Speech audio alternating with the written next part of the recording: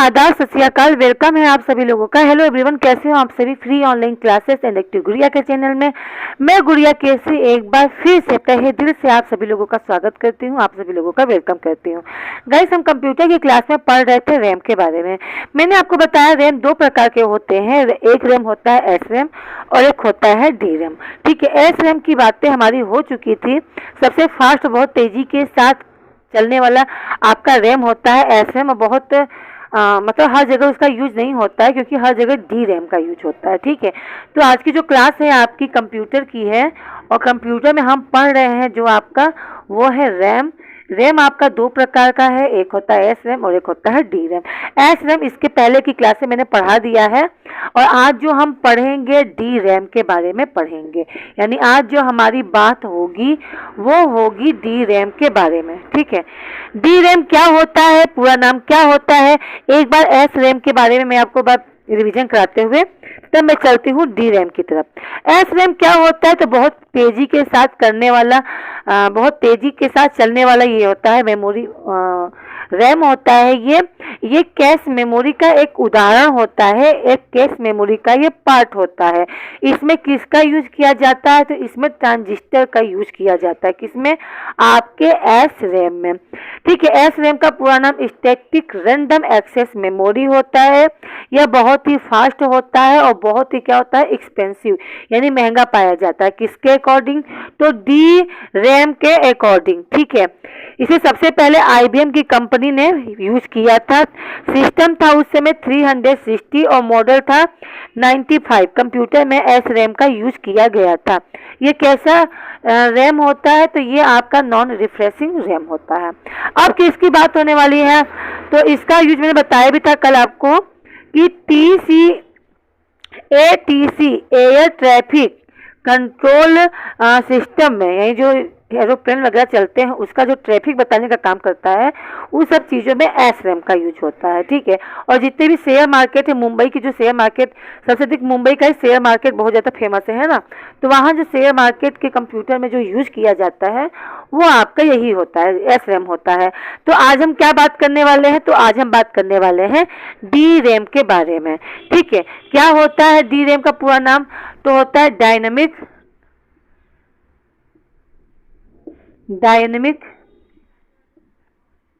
Random access memory.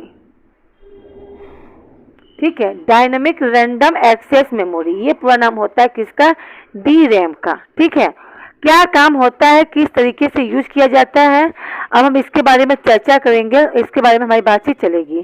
ठीक है, जैसा कि आपको पता है जब भी मैं कोई क्लास लेती हूँ तो आपका एक पहेली जरूर पूछती हूँ, है ना। आज की पहेली देख लो क्या है, आज की पहेली क्या है, आज की पहेली देखो। आज की पहेली यह है कि वह कौन है जो हमेशा पीटने के लिए बना है।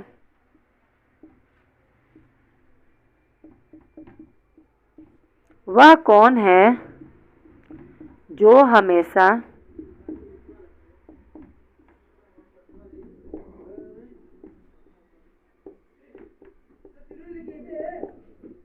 पीटने के लिए बना है। ठीक है, ये क्वेश्चन है आपका, वह कौन है जो हमेशा पीटने के लिए बना है, ये आपकी पहेली है। इसका आंसर क्या है, सोचो समझो, मन में रखना। क्लास के लास्ट में मैं इसका आंसर आपको बताऊंगी। ठीक है, अब चलते हैं हम डी रैम की तरफ। ठीक है, डी रैम क्या होता है, तो डी रैम का पूरा नाम होता है डायनेमिक रैंडम एक्सेस मेमोरी। ठीक है, डी रैम का यूज कहाँ कहाँ करते हैं, तो मैं आपको बता दूं, इसका डी रैम जो होता है हमारे लैपटॉप में,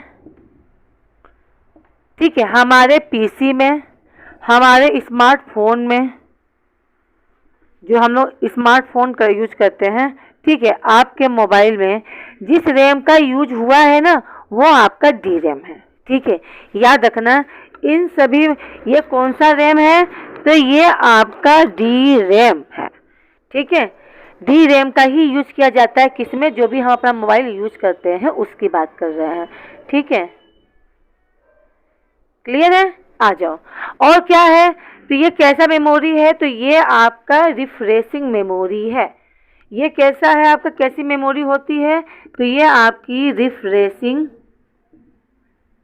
मेमोरी होती है।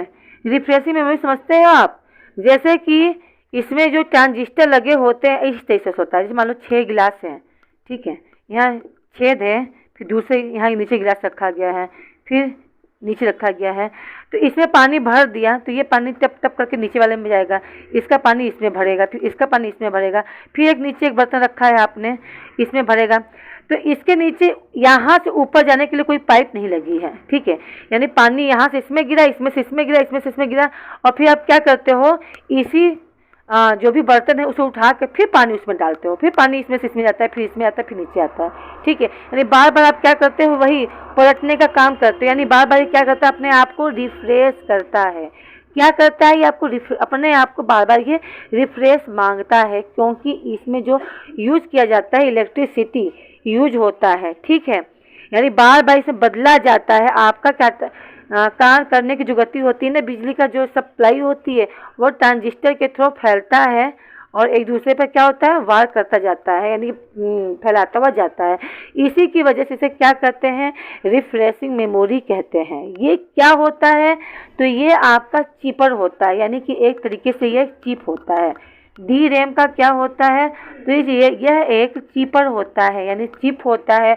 और ये क्या होता है, तो ये स्लोवर होता है, किसके अकॉर्डिंग, तो according to S RAM. S RAM के अकॉर्डिंग आपका जो डी रैम होता है वह आपका स्लोवर होता है। इट कैन चेंज, इसे आप बदल भी सकते हो, यह बदला जा सकता है। कौन, आपका डी रैम, ठीक है। बहुत टाइम तक कोई भी डाटा आप स्टोर करके इसमें नहीं रख सकते हो, ठीक है। ये होता है आपका डी रैम, है ना। रखे रखे जैसे मेमोरी क्या होती है, जैसे मेल पे भी होता है, मतलब कई जगह देखा भी होगा आपने, अपने आप कभी कभी डाटा इसमें ज़्यादा देर तक नहीं स्टोर कर सकते हो, ठीक है। इसमें केवल एक ट्रांजिस्टर का यूज किया जाता है, बाकी सब क्या होते हैं, तो कैपेसिटर होते हैं, ठीक है। इसमें जो होता है एस रैम में क्या था, एस रैम में 6 ट्रांजिस्टर यूज होते थे, लेकिन डी रैम में केवल 1 transistor and many capacitor,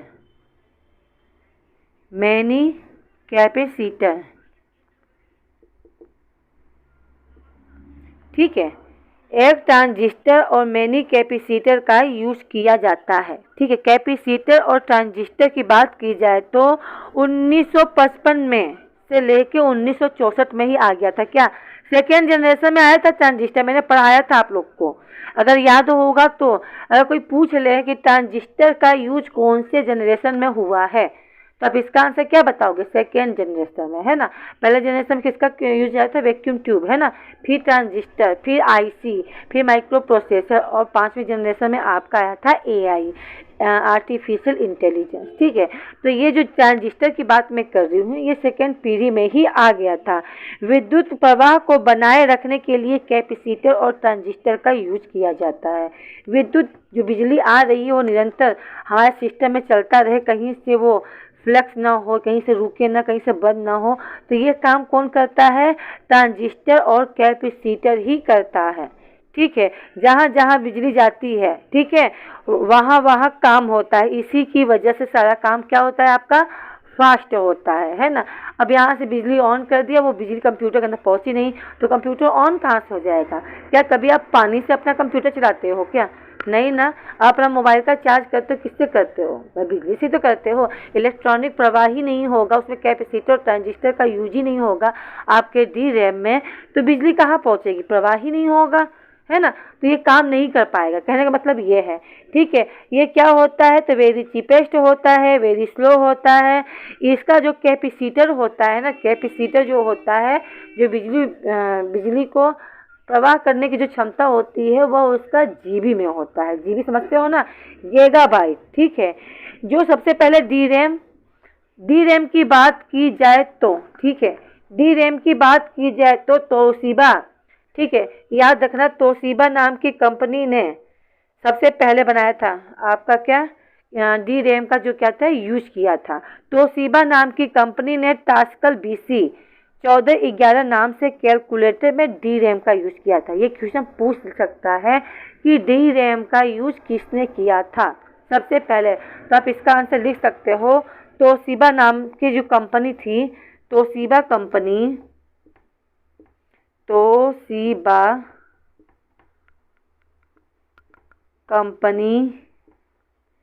used टास्कल BC 1411 क्या कैलकुलेटर।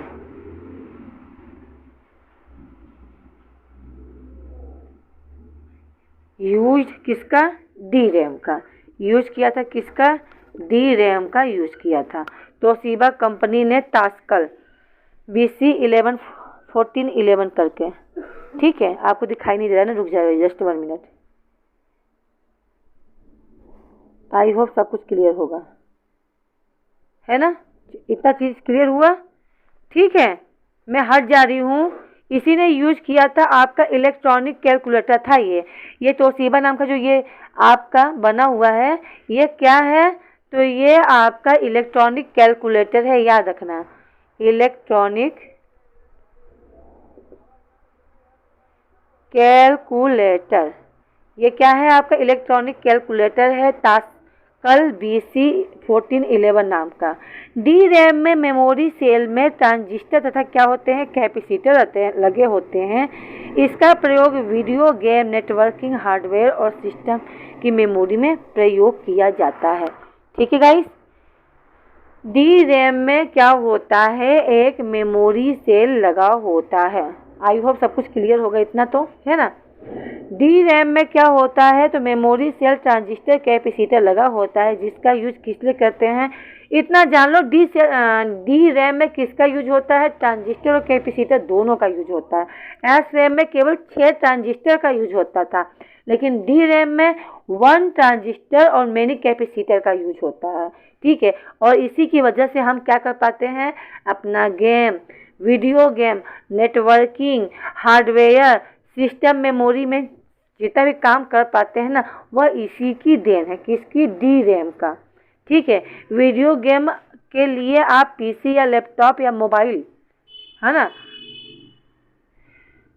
इन सभी चीज़ का यूज करते हो ना भाई। वीडियो गेम कैसे खेलते हो? या तो PC पे, या तो लैपटॉप में, या तो मोबाइल में, और इसके अलावा कुछ तो है नहीं, है ना, जिसमें क्या हो जाता है? इसी का यूज किया जाता है। ठीक है, चलो क्लियर हो गया होगा, है ना? क्लियर है? आज आगे बढ़ते हैं, थोड़ा सा और कुछ जानते हैं।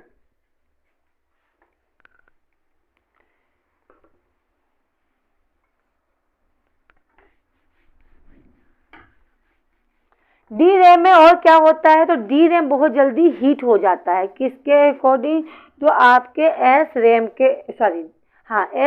के अकॉर्डिंग डी रैम बहुत जल्दी क्या हो जाता है? हीट हो जाता है, गर्म हो जाता है। क्यों गर्म हो जाता है भाई? डी रैम क्यों गर्म हो जाता है?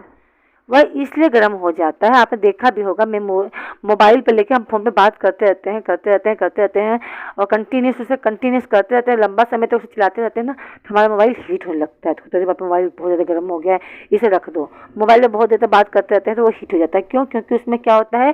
ट्रांजिस्टर एक लगा होता है। ठीक है, और इसी की वजह से वो क्या होता है? हीटिंग की प्रॉब्लम हो जाती है। विद्युत चार्जिंग की वजह से वो क्या होता है? चारों तरफ करंट फैलता है, जिसकी वजह से क्या होता है? हीटिंग की प्रॉब्लम हो जाती है। ठीक है, और ज़्यादा हीटिंग हो गई तो क्या हो जाएगी? आपकी फाइल करप्ट हो जाती है, और साथ में आपका हैंग होना भी शुरू हो जाता है। इसी के लिए क्या करने की जरूरत पड़ती है? रिफ्रेश करने की जरूरत पड़ती है। आपने देखा होगा, जब भी हम कंप्यूटर खोलते हैं, जब भी अपना PC खोलते हैं, तो हम उससे सबसे पहले क्या करते हैं? सबसे पहले उसे रिफ्रेश करते हैं, है ना। अगर किसी इंसान को ही देख लिया जाए, आप किसी इंसान को बैठा दो ऑफिस में और उससे कहो तुम 24 घंटा काम करो, या 12 घंटा उसे कंटिन्यूस काम करवाओगे तो वो नहीं कर पाएगा, है ना। बीच बीच में उसे रिफ्रेश होने के लिए भाई जितने भी सरकारी विभाग में हैं या जितने भी लोग ऑफिस में काम करते हैं वो लोग थकने लगते हैं, है ना। थकने लगते हैं तो क्या करते हैं, रिफ्रेश करने के लिए वो लोग क्या लेते हैं, चाय पीते हैं।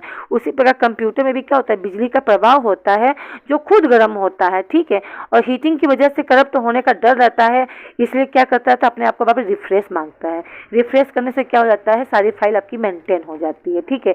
रिफ्रेश अपने आप को ये करता रहता है, ठीक, क्लियर है। ठीक है, तो इसी की वजह से मेमोरी आपकी क्या होती है, आपका डी रैम जो मेमोरी होता है ये अपने आप को क्या मांगता है, बार बार रिफ्रेश मांगता है। इसी की वजह से इसे क्या कहा जाता है, रिफ्रेशिंग मेमोरी के नाम से भी जाना जाता है। आपका जो डी रैम होता है ना, इसमें इसके भी टाइप्स हैं, डी रैम के भी टाइप्स होते हैं। कौन कौन से हैं ये मैं पढ़ाऊंगी कल की क्लास में। पहले आप डी रैम जान लो, एस रैम और डी रैम में अंतर, ठीक है। एस रैम का केवल जो होता है दो जगह यूज किया जाता है। एक आपका एटीसी यानी कि एयर ट्रैफिक कंट्रोल सिस्टम में यूज होता है, ठीक है। और आपके मुंबई का जो शेयर मार्केट है वहाँ पे जिस रैम का यूज किया जाता है वो आपका एस रैम होता है।